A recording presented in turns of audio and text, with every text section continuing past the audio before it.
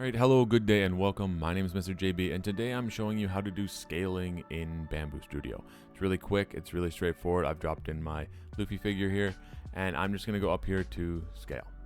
Now, if you wanted to stretch things and warp things and kind of make them a little different, like if you had a box that you were trying to fit into a drawer, which I've done before, you want to turn off uniform scale. So that way when you drag it out, you can end up kind of tweaking that and adjusting that. So if it's just a box, you can have it fit into that space. For me, if I was doing something like this where there's actual details and things that you want to ensure that you click uniform scale.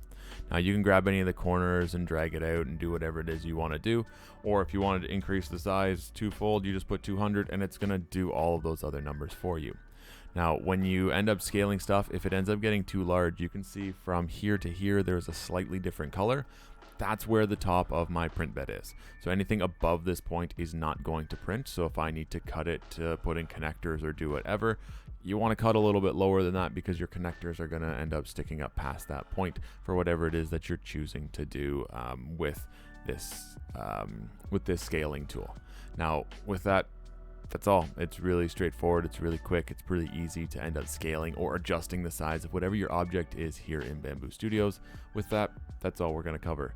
Thank you so much for watching. I hope you enjoyed and I hope you learned something. Have a wonderful day. Take care and be safe.